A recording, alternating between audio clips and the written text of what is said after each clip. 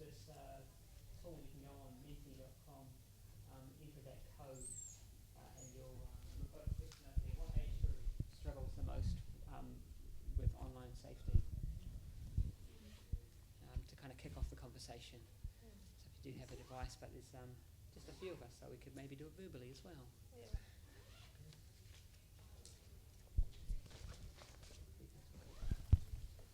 You'll be done back there.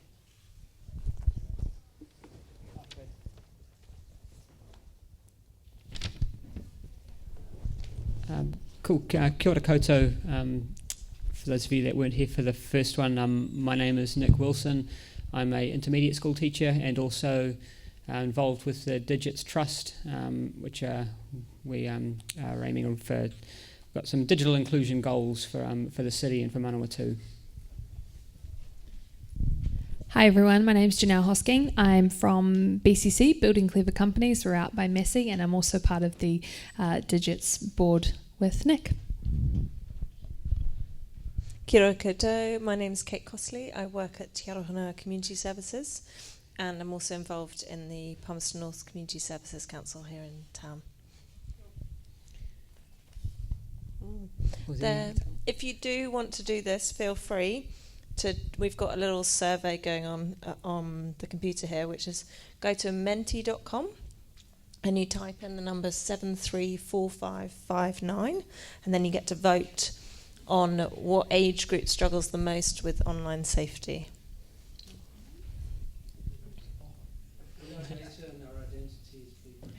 Yes, all data and identities are protected. But a good conversation starter for the session as well.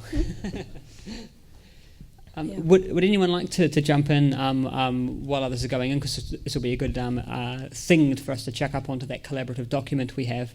But would anyone like to start off a conversation around who they think, or what age group they think has or struggles the most with the online safety, and maybe why that is? Thank you. Kia ora tātou. Look, I don't personally. I run an ICT hub, so I get thousands and thousands of children, young adults, grandparents. I think the issue is not at young people. I think the issue is an all-round issue. Children want to get on there. They don't worry about safety. That's on behalf of the parents and the people who are running the hub or whatever. So yeah, it depends on how you look at online safety, and it's very important, all right. With so many different types of level of safety, but I suppose the one that we all know is keeping out predators. It's the most important one, and we've got to look at that. One of the main issues with parents like myself, even though I run an ICT hub, I also have a hub in my house as well. So when all my grandchildren come, they have to log on to my network. I run everything from my iPad, including the hub. So the safety issue is okay with us in our department, but I suppose it's for those that don't understand the dynamic of safety, of especially, we had that discussion this morning about a lot of people not wanting to go on and use credit cards. That's probably one of the issues. What group do you think that affects? I think that affects probably anyone who has a credit card over 18. Or even 21. Because the issue for young people online, like I said, it always falls in the hands of those who are running the home, the hub or whatever.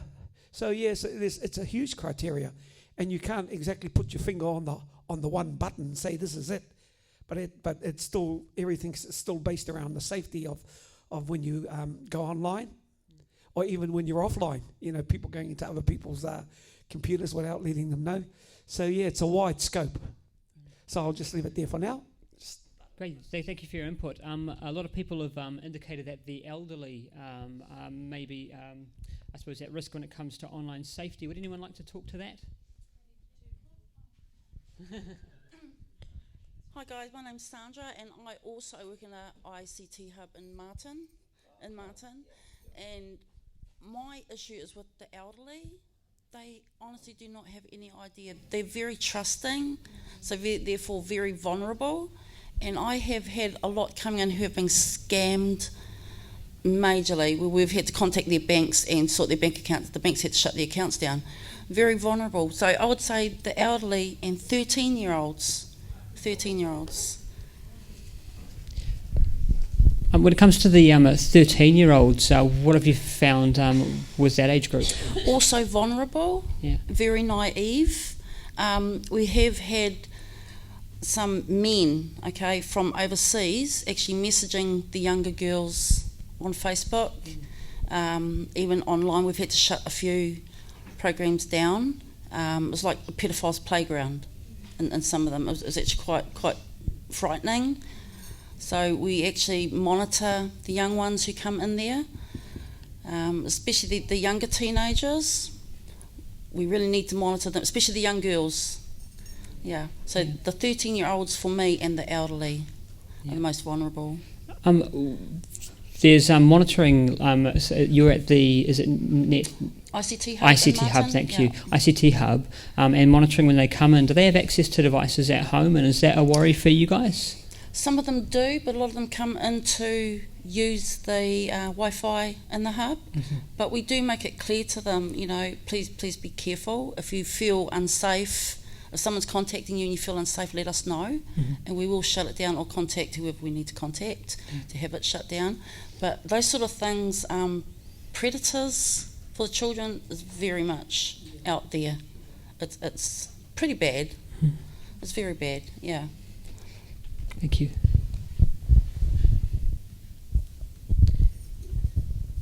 Great.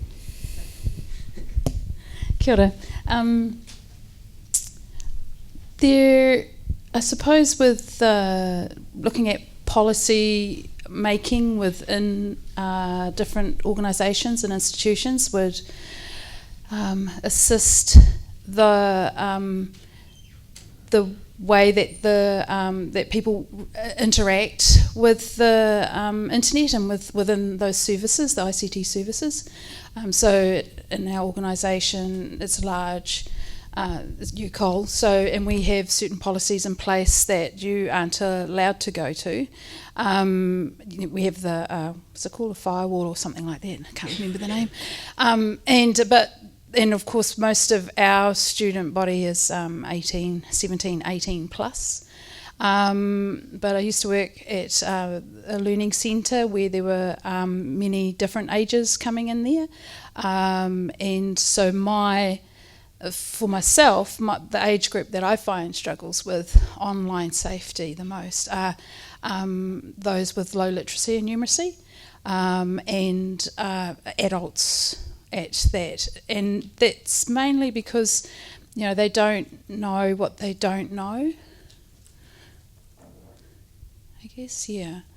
And policies would help, with the children and that sort of thing. So when internet first came out, or when the Facebook first came out, you weren't allowed to. When I worked at UCOL institution a while ago, you weren't allowed access to the Facebook. There were sites you couldn't go to, so in working in the Middle East as well, there were also certain sites that the government wouldn't let you go to. So I know that everyone will find a way around it if they're really determined to get to any particular site, etc. I suppose, I don't know whether the government looks at our Facebook or not, but in the Middle East it is so. So you've got to be really, really careful of what you actually say. Otherwise you can get arrested and put in jail. So if we were more accountable ourselves as to how we run our own networks, that might help with how that happens. So you have more control over it. And those are the adults and the people that buy the networks and buy the data that goes on there. Yeah. That's brought up a really interesting question for me around the services that are provided, say like schools in New Zealand have things like N4L, which is a network filtering service. Where's the line in a free and open internet versus blocking things that we believe will be making people unsafe and kind of limiting their access to certain things because we've decided that's the best thing to do? You asked the question whether does our government look at our Facebooks or whatever. Of course it does. And what annoys me even more is if I go have a look at the legislation.gov.nz, the Ministry of Justice type files, if I look up the term human rights, it's very evident to me that the government is watching. Or some government is watching, but I suspect our government is watching. May think that I'm a crim if I'm looking up the Ministry of Justice files, who knows. May think I'm an activist if I'm looking up some of the other things like human rights or the UN. But theoretically, we live in a society where we should be able to do those things without being labelled that way and consider it just a matter of civics education to be on top of the latest law that we need to know in terms of international law or whatever it might be. So that's come to a question of online privacy and what right do we have to be private in our activities and what we do online. And I suppose, is it different across the different age groups that we have up there?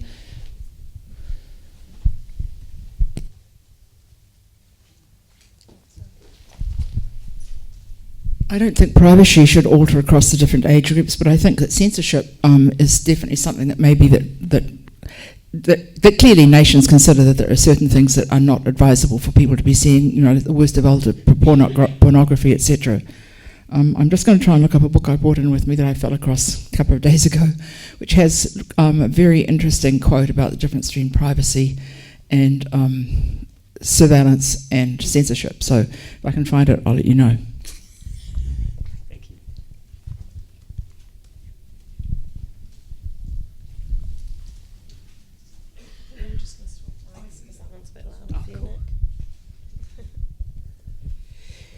Yes, it's a big issue. If you're not breaking the law, well, then you got nothing to worry about. It's when you do things that's contrary to the law of the land. And I know this, that if you put key comments, don't worry, you get watched.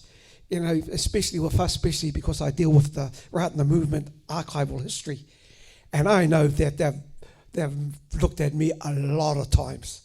Because the information that we carry, a lot of the stuff is really contrary stuff to the law of the land that we have today, and so especially with the archival stuff, I have one whole suite that's offline, never goes online. Then I have another suite that I do everything, all my business online. So I know that our archives and all the history that we have that is digitalized is safe, and you have to be very careful because people can manipulate your data. If you put something on, someone can twist it, and it's easy. It's easy to make a buck online from comments, and you see some of the stuff that happens online, where the abuse to other human beings. So there's a lot of issues. It depends on how you face it.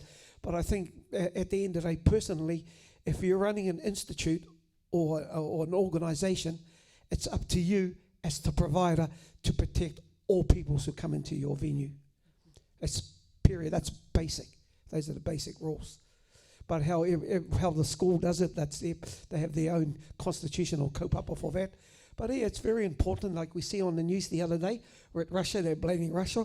Russia's blaming France, blaming America. So there are a lot of incredible people that's what they do. They spend their life breaking into other people's networks.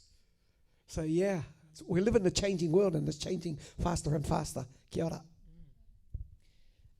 So, so around the kind of the issues that have been raised around with some of these different age groups here, and the issues of privacy, censorship, safety that have come up here. How might we prevent or avoid some of these things that have been brought up? That was do your homework. That's a good start.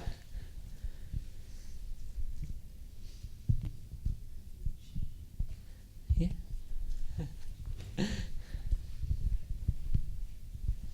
I think a lot of what is dangerous depends where you choose to look in the first place. as I don't happen to look up pornographic sites, etc., I don't get bugged by spam and by porn. So I think a lot of it comes down in some ways to what you want to explore, but I think human beings always want to explore. That's part of the nature of being a human being. What I think is really interesting is our government is about to get into a trade for all. It's undergoing some process right now with the European Union in respect of trade, so-called trade for all, a term they've borrowed from the European Union. And recently the European Court of Justice came up with a court decision which it decided that the degree of surveillance undertaken by the Five Eyes was actually an invasion of our privacy. So one of the things which may help us is if we were to possibly adopt the degree of legislation that comes in with that. But there are other things too. I think there are papers out there that have been put to the General Assembly of the United Nations with recommendations about the degree of censorship, privacy and surveillance, which we would do well to look at the recommendations that are put forward for nation states to look at in that respect. Thank you. Have we got any responses to the comment? Online safety? Yeah, sure, definitely. Just in regards to increasing online safety, I just think one of the baselines, of course, is good digital education, starting with children. The other thing we need to think about is the different harms and risks. There are an enormous different level of harms and risks on the internet. They're, of course, targeted towards different people. So you have scammers who go after people, for example, who may not be very attuned to using the internet, particularly sometimes with the elderly. And then we have a completely different risk where we've had people here talk about the issue of pedophiles who are contact offending or are distributing the imagery of that offending over the internet to other people. So breaking all that down is extremely complicated. Having different government agencies and having them all tapped in is not easy. And it's something that I'm fully aware the government is trying to do, but these threats are constantly evolving. They're also multinational. There's also a push and pull factor as well. The reality is that there are people in New Zealand who consume sexual abuse material of children, so they're actually trying to pull this in from across borders. And there's the other element, of course, that we possibly have people in New Zealand who are actually trying to run scams in other countries, and they're deliberately pushing that out. These are a very complicated array of problems for law enforcement to work on, and this is a great discussion, but unfortunately we are trying to encapsulate a lot of different problems when we talk about online safety, and sometimes we have to break those problems down a little bit more. So yeah, that's just a little comment there from me.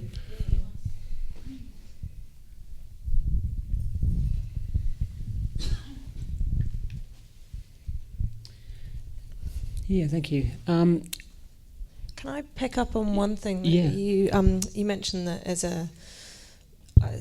ICT unit, you have online filters. Do you have filters? And in your home, you have them too. Would you be able to share what those are and how? Okay, I okay. know that we can all Google it, but what do you specifically Well, use? first thing you got to set up your protocols, because I'm not a PC user, I'm a Mac user. So the vulnerability of being hacked from a platform, from a OS operating system, I would say is probably 75% compared to safety than using PC, which is probably about 25%.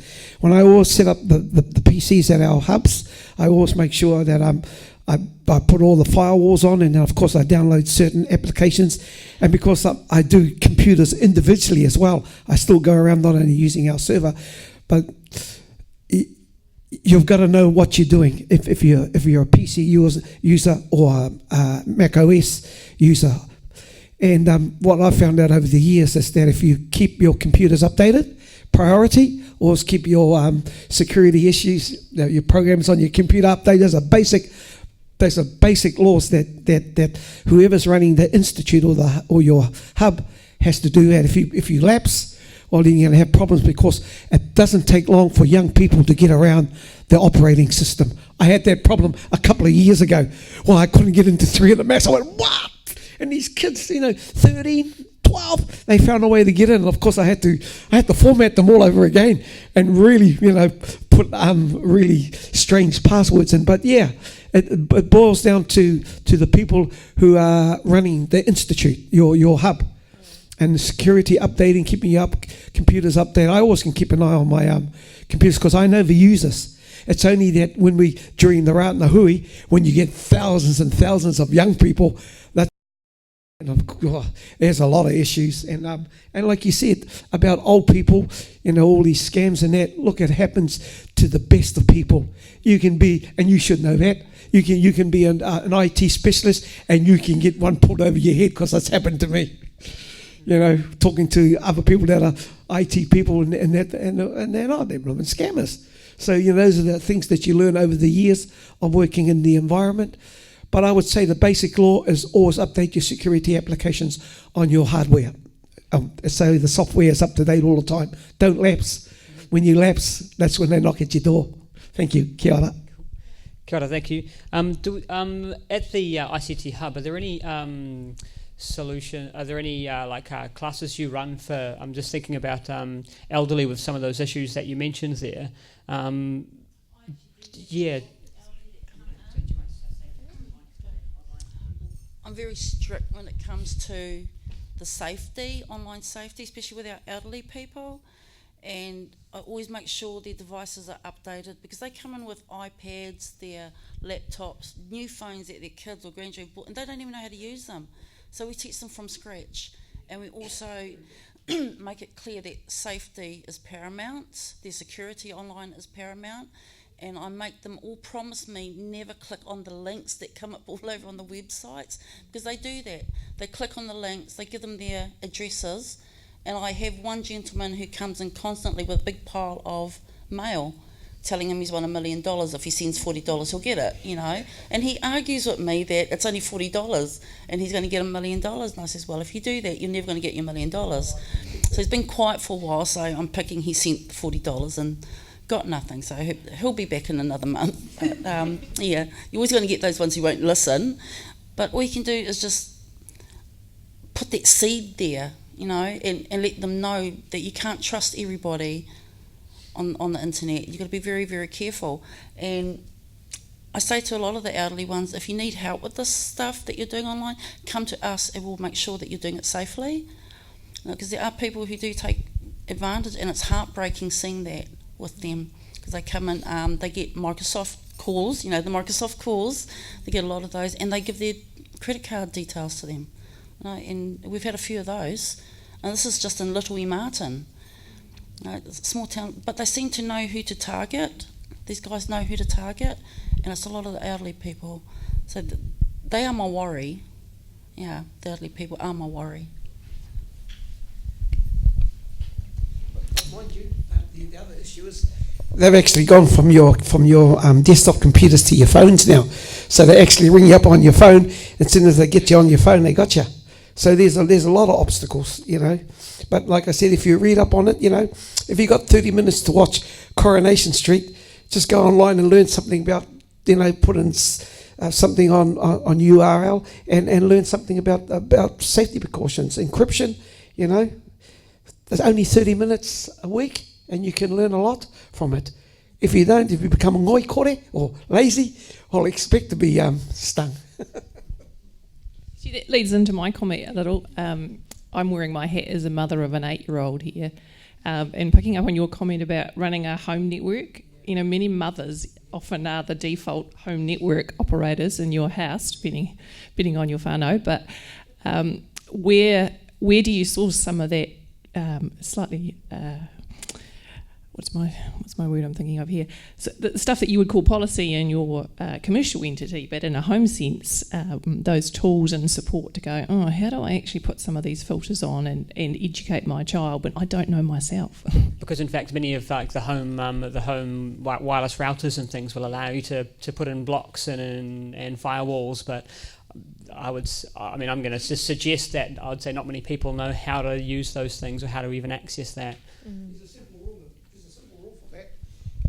There's a simple rule. When I get my 5 grandchildren, they come into Koro's house and they say, he's got the best technology in Wanganui. Of course. They come in there, they all hop onto my network. When the clock strikes 8 o'clock, all your hardware on my table. End of story.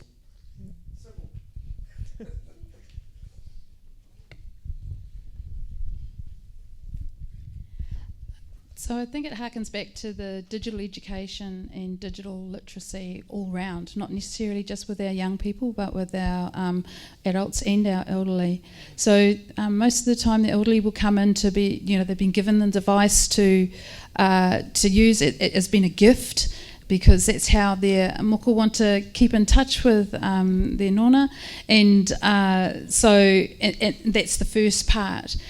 Before, there were programs such as Computers in Homes, that's nationwide, where parents would learn along with their children in the digital realm, and part of that was learning about security and what sort of websites.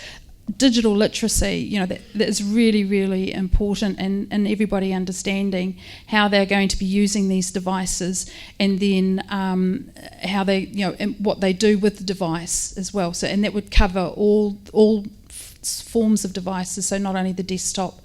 And it would have to be something that would be by stage. So once you've learnt some sort of how to use the device, that's the biggest thing, because learning passwords, or even how to make an email account, those are quite difficult things to do, because you don't forget, you forget your password, and then you can work within the sites as in Google. They're really good with their security, or you have to understand about what these sites are offering you. So it's important to be informed, but informing people of what their needs are is kind of difficult. That's something I'd like to pick up on. I'm being elderly myself. I'm just thinking as an elderly person, and an elderly person who might be acquiring technology that they're not actually familiar with through some stage of their career. I think you ought to think where the elderly get their information from and what they tend to read, because they're not going to start with the internet to get their information. They're going to start with something which is either a person or a place. And thinking about that makes me think it would be a very good idea to have something like bookmarks produced by the DIA information technology area for the whole of government. And they should make some bookmarks which include the NetSafe address. And on the NetSafe site, they should have some really useful tools. I think there were some already there which I haven't looked at for yonks. But one of the things which I'd like to see for the teenagers put in there, and for any member of the public, is a wonderful illustration to prove you don't need to be Cambridge Analytica to find out one hell of a lot about you. All you need to do is do a Facebook demonstration of what can be found out about person X that you're going to use as a trial person you've put up there, and show the massive amount of information you can find out about their personality, background, voting habits, favourite things they like to buy, favourite supermarkets, etc., etc. I think that is really critical. It is shocking, and I think that unless somebody sees a demonstration of that, they're not going to understand just how vulnerable they are. But something on a bookmark in a NetSafe thing and I think that it's a very cheap thing for the government to do, to run a massive print run of bookmarks that they put in all the public libraries. That's a tiny thing. It's available everywhere, and I think I'd also be inclined to provide them to all, and the government can do this quite easily. Send also batches of these things, maybe send, 100 or 50 or something to each PC type shop in every city, in every place in the country, so that they can supply them to their customers as they come in. Because people are going to start often not on the internet to find out how, they may not necessarily have someone to talk to if they're elderly to find out how. And the other thing I think, which I was just going to add to that, is maybe, again, the ITC, the Government and Technology Office, or whatever it is, there's a couple of names of people there, should put ads. And really, if you're doing blanket ads across major publications in New Zealand, everybody reads like the Women's Weekly. I don't know, look at some of the most used things that elderly would look through as magazines which are coming out, because remember I said you may not start with the internet, is put in regular or once every 3 months or whatever it is, a page in there with something about either NetSafe or what other things which are just useful, or what is into a teenage magazine, what is catfishing? or into something which is some kind of raunchy magazine. What is catfishing and blah blah blah, whatever it might be. I'm just trying to put suggestions in of getting the message out there about dealing with these things and recognising the kind of issues that are out there. Just a few ideas. So if what we're saying is that most, actually not just elderly, people don't always go to the internet for their information first, that you need to find an ICT unit, or you need to find the people that people go to the schools. Exactly. So it's pairing up with what you just said about you don't know how to do your home stuff either. Am I right in saying that an actionable thing coming out of this is that identify places that people can go to for that information? And another thing, libraries are trying to make themselves relevant these days. They're terrified. Everybody believes you can find everything on Google, and that's a complete nonsense, as any good, well-trained librarian will tell you. The reality is that libraries, unfortunately, are often now trying to be or being turned into what I'd call community activity centres, which is a good way to catch people anyway. And I think librarians should be stressing more what they've got to offer. They should be running regular classes. I've seen some taken off in Palmerston North, and I don't think that helps anybody. Frankly, if I want to know about some new wrinkle and some new software coming out there, I'd rather have a class I can go to than have to go and tremulously wander up to the librarian and say, look, I don't know about X, can you please tell me? Some people prefer it that way, some don't, but the reality is I think that teaching about the deep web, teaching about the issues that are out there, tools to use, they've got those skills. If they don't have, they ought to have, and their manager should be making darn sure that they've got them. So yeah, that's another route. It's wonderful to have some solutions, some really solid solution ideas come up. Yeah. So if you're aiming at a certain target and you want to implement this stuff, see, I know for experience running the hub at the PA is that I used to get all our kaumātuas and queers used to come in, and I used to all strategize, and I said, look, I'm going to teach them how to use a computer, but because we have all these senses, we have our touch, we have smell, we have sight, we have listening, you've got to be able to have a look at all these senses that we have. And so I put a little kaupapa together teaching our elderly, and one of them is learning how to use a computer and the safety about it, but also about what they love most, the maramatanga. If you're going to teach somebody a skill in computers, you have to attach something else to it.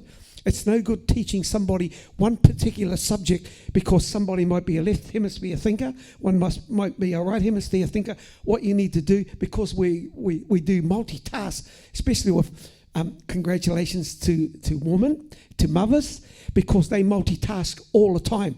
So if you're going to teach, you have to multitask in other subjects that come with learning safety about computers, so that empowers people, because they're not only learning one particular subject or topic, they're learning several topics at the same time.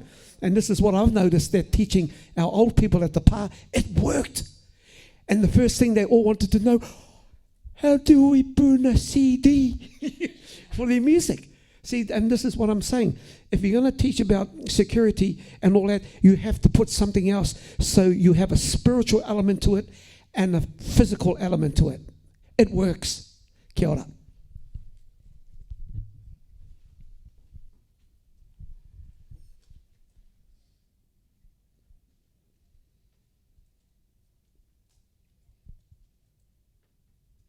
Yes, that whole approach, isn't it? Working with the whole person and and the whole community. That's a really neat idea. I want to just jump onto something that kind of came up earlier, and it's kind of been running through that idea. We talked about the privacy and censorship, and the idea of surveillance had come up, and I'm really quite interested in the thoughts in the room around things like Facebook. It came up before about the amount of data that can be found on someone just by simply searching. But those everyday tools that people use, like your Facebook, Google, and the amount of information that people are either willing or unaware of what they're sharing and putting out there in terms of their digital footprint, and how comfortable people feel with that. an example is heading to your Google Maps timeline, and if you're a Google Apps user, and you can see every place you've been for however long you've had your account active, and that information is there to be accessed by you and this corporate entity, and how comfortable as a group of people we feel about that.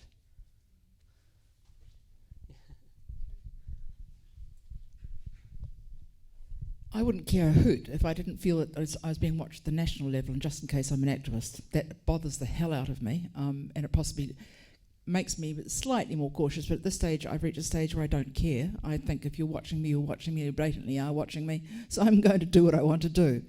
And while you're there, may I mention that I used to be bothered by spooks because I used to have to work with spooks. And net result is that they're prevalent everywhere, and we just have to just be conscious of it. Can you just repeat your question again, because I wanted to say something specific to that? Yeah, it was how comfortable are we? And I might reword it slightly, but that idea of our privacy versus convenience of the services that are offered for opting into all this data collection. I'm very uncomfortable with it. I think we need greater protection from our government. I think that the term of economic intelligence is too broadly interpreted by our government. It's completely unfair. I've had to work in situations where I'm dealing with people with economic intelligence as part of my profession, and frankly there is a distinction in my view between what people are doing in certain respects and what's actually surveilled with us presently that goes on. One of the things which I thought was really interesting is this book that's came out some time back, Secrets on the Ethics of Concealment and Revelation. Privacy is the condition of being protected from unwanted access by others, either physical access, personal information, or attention. And I think it's a very nice definition of what privacy is. And I happen to agree very strongly with Edward Snowden. I don't want to live in a world where everything I do, everyone I talk to, every expression of creativity or love or friendship is recorded. I think it's going too far, and I feel very angry that that's the situation here in New Zealand.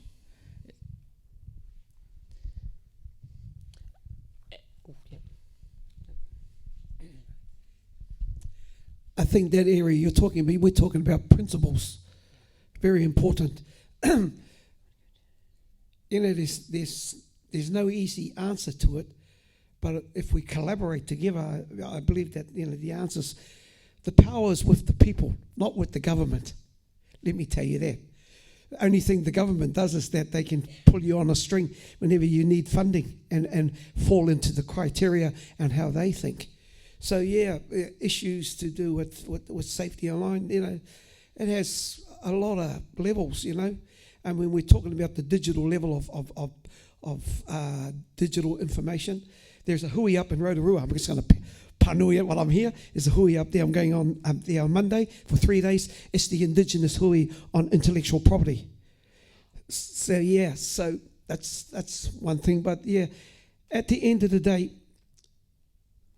for your own personal safety, I think it begins with home, Friendship begins in your house.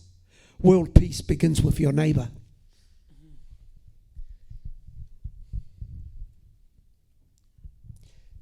Wonderful words. I'm thinking connecting the ideas we've been sharing now to kids. And we've talked a bit about the safety of kids online, and a lot of kids use these services where there is no option to opt out of data collection. You either are a part of the service, and I'm talking Facebook here, which is a huge tool for communication, businesses, individuals, and if you choose to opt out of the service, you opt out of the data collection, but you also opt out of that ability to connect with a lot of people in the community. Is that a fair comment, or is it have I put my foot wrong? Why use someone's services from another country when we can actually, this is why I get back to my question again about us, about the power to the people. New Zealand is unique. It has all the characteristics that the world is searching for. If they drop a bomb, thank God the current of the wind blows around and heads to Australia.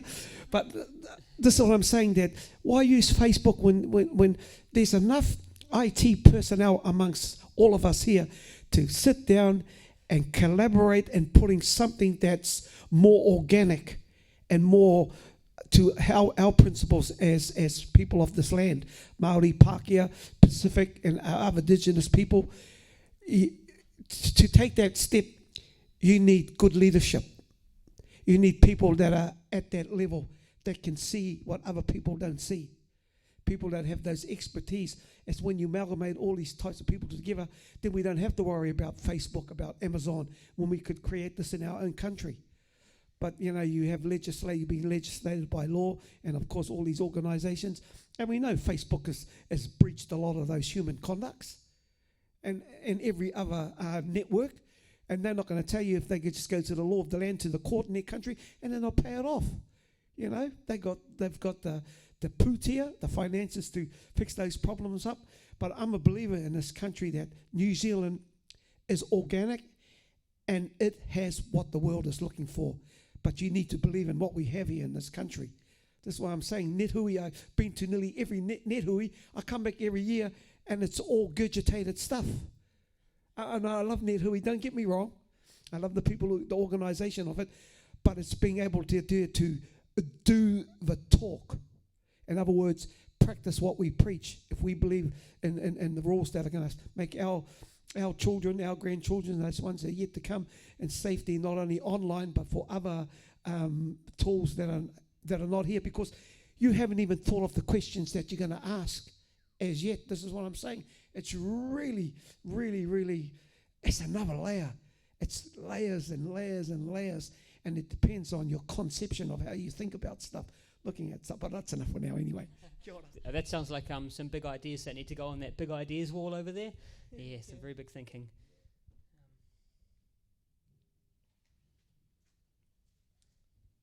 So in that connection to our social media, sorry, I'll let you talk.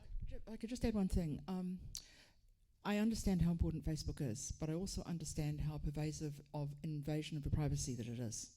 The Belgians have proven that if you look at a public Facebook site, it decides it has the right to look at everything on your machine. And I think that this is something that needs to be borne in mind by anybody who is asking somebody to use Facebook. I therefore believe that our government really cares about our privacy, which it possibly doesn't, is to make sure that it does not force us to go to Facebook to find fundamental information about its operation and services. I think that's unacceptable. And it does exist. This situation does exist. That was the primary thing I want to say about that. Thank you.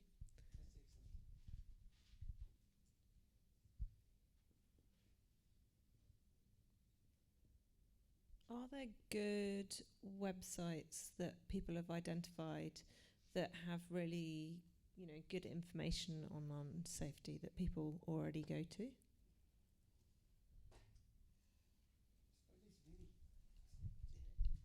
There's a lot of sites you can go to, but personally I think it boils down to common sense.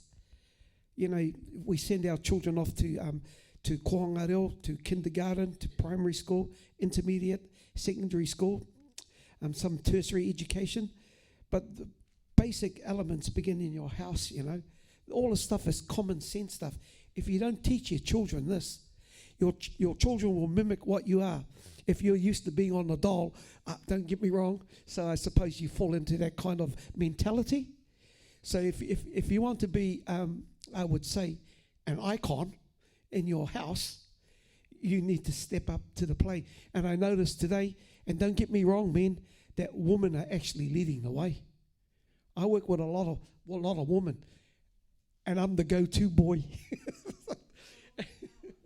But this is what I'm saying, that these are basic elements. But it's all got to do with security online. But if you come from a wonderful household, you can learn all this stuff from mum and dad, or from koro and nan, or from your siblings. Working with as I do with 11 to 13-year-olds, and every one of the kids in my school have a digital device of some sort, most of them Chromebooks, many of them smartphones, and many of them are participants in social media. So they've got Instagram accounts. That seems to be the new thing. Facebook seems to be a bit of it's being pushed back as like this is for the old people now. But with online privacy policies saying things like you must be 13 to sign up, and there being no real restriction in terms of kids' ability to go, yep, I'm 13, and make their account. Do you think there should be more, I suppose, restriction on kids to be able to access those services, or is this the way of the future? And is kids being online, sharing photos with each other, and making digital comments, is that just the way things are going? And we're teaching them to be safe in those spaces? Because we're getting really advanced with technology, when young people sign up, and I know that a lot of children on Facebook and all these other multimedia sites are under 12. Look, I'm surprised with all these big companies that have all this money that by now they should have an automated application on there that when you sign up, an individual appears, just like that bank, that New Zealand lady we have for your banking account. They should have that when you sign up on anything like Instagram, Facebook, an online person face-to-face value. Why haven't they done that? They've got a lot of money. They've got heaps of capital. There's some basic things, and sometimes easy is best. If you want to talk about safety. So my take is that when our children, our 11 and 13-year-olds are signing up, who's allowing them to do that? It's not Facebook, it's not the internet, it's the parents. Or it's just opportunity. Yeah, all that opportunity. So in some way, that's we're responsible as adults and knowing about it to be able to inform our children as to no, you can't do this. You have to wait until you are 13 or 14, or we're the consumers. Okay, we consume these products, so they will keep on creating the products as long as we consume. And that's the way of the world, and the way it goes. But we are also responsible for that consumption. It is. As a community, because not all parents will behave in that way. As a community, how can we support those kids or those parents to build their knowledge around that? What can we do? Education. I think cultural stuff actually has a big role to play here. I'm very conscious, having worked overseas in different places or been exposed as a late teenager to other cultures, that everybody doesn't necessarily operate the way people do in Britain or in the United States or something. And I really think in some ways, though I'd hate to see it, in some ways it feels as if there should be identification required for, I hate suggesting this, identification required for people to join social media situations, and people have to use their own names. It may sound horrible to say that, but I think it would cut one heck of a lot of bullying down. It would cut down a lot of issues for government and schools and things to deal with. I know it would be totally socially unacceptable if I put this, but the thing that I don't understand is how, since the internet began with some really nice protocols about behaving beautifully towards other people, somehow they slid out the window, and I'm not quite sure how that window got open to the point at which it happened, unless it's new forms of media coming in that didn't ask for those to be applied, and therefore they've gone out the window, and what generally might be applicable in a small area by some people just becomes something which is more common. I think, Victoria, you said education, which brings us back to the idea of perhaps a workshop type thing, which we were chatting about this topic yesterday and talking about, I'm a parent of 4, where do I go to as a parent, just like the lady sitting next to you, to help my kids know how to be safe? And, I was trying to figure out where online I would go, like I said to you earlier, as a parent, so not in my organisation, but as a parent. And the parenting place actually have a Digi Parents website which has lots of tips about how you can talk to your kids as well, how you can navigate that system with them, because often they know their stuff more than we know it. But again, it's kind of educating yourselves with them. But the idea of kind of like workshop type things to actually, do it with the kids as well, that kind of computer and homes model where you're learning together, you're perhaps using a device and figuring out all this sort of stuff with them. So, sorry, doing my talking thing.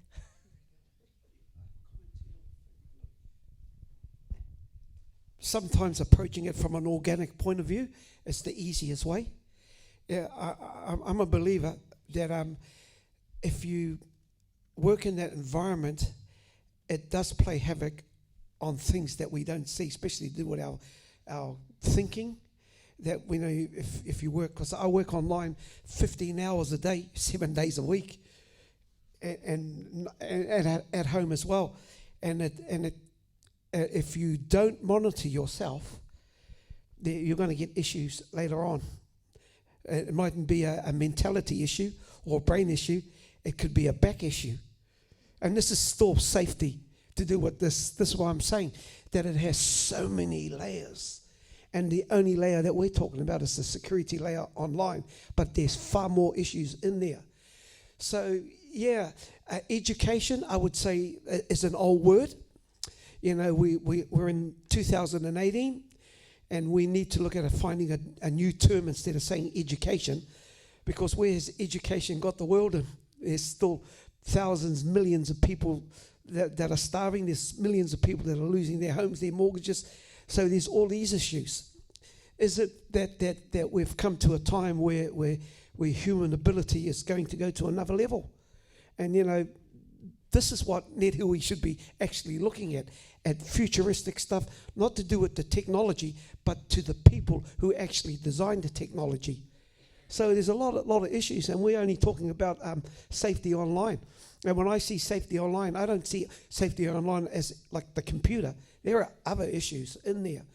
So it depends on what angle you're looking at that issue. But it still belongs to the priority of keeping the ones you love safe, online, offline, begins in your house. And that's the rules. Those are the basic rules. And a lot of us forget it with parents, especially when you got your grandchildren, 4 years old, using Minecraft, and the parents just have no idea. You see all these children, even though to a child, it's a tool, and they want to be users. Most of us are users. We're not creative designers. We're users. Most of the human population are users. So they use these application or tools to enhance their life. But, if you're talking about overall safety precaution, I'm a believer that, and I say it again, New Zealand is the most innovative country in the world. If we want to design a security protocol, we should do it from this country. New Zealand will be the NASA in 10 years. I'm telling you. That's how much love I have for this country.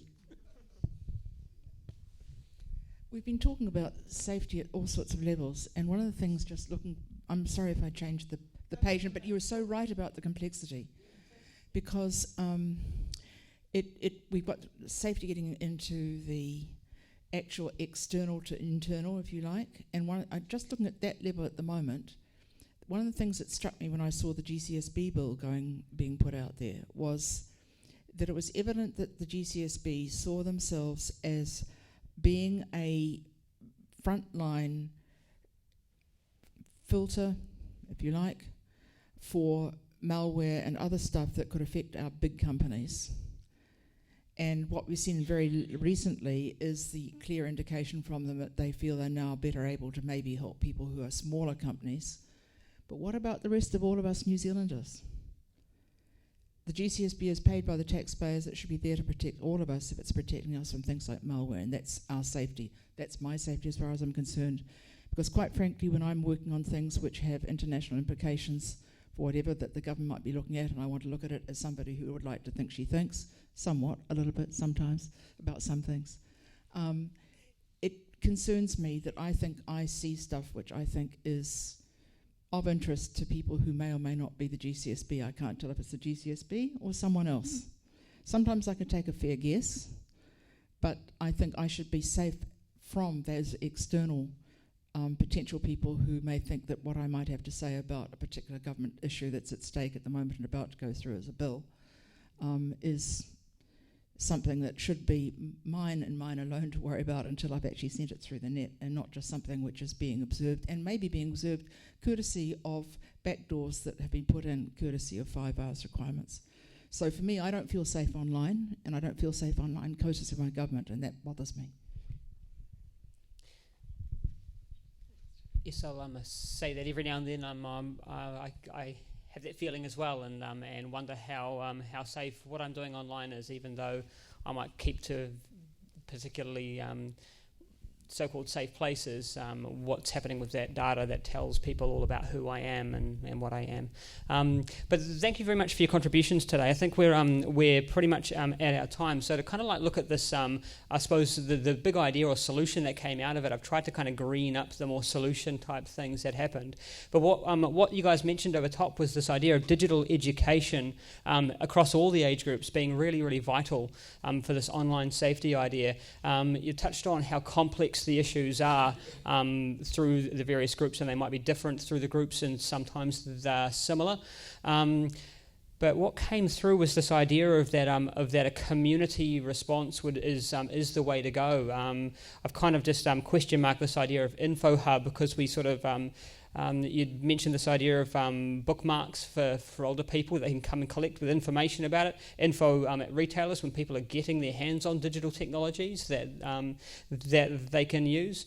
Some classes at library workshops with this like whole order approach, this holistic approach. But what about this info hub that people can make use of, where they can come together and learn about how to be safe online, how to keep kids safe online. That sounds like a really cool idea. And then this reduced forced Facebook info delivery thing that perhaps we need to look at how we can avoid using these like data collecting tools to perhaps for information delivery. Has anyone got any last comments they would like to make before we finish up? Okay. Look, I suppose, yeah, I'm looking at some of these issues. It's no different than having living in the material world at home and transporting those same principles in a digital world. The only thing, it's invisible, and you don't see it, you don't touch it. So this is what I'm saying, that you've got to be able to take that physical element and put those principles and protocols in the digital element. Do you understand what I'm talking about? These are basic rules. These are human things that are engraved in us, in our DNA. So yeah, there's always going to be someone at the end of the day, when that gets in the road, wow. Kia ora. Ngā mihi kia tātou to you all. Thank you so much for your contributions and for your listening, and we hope you enjoy the panel that's the last part of NetHui today. Thanks.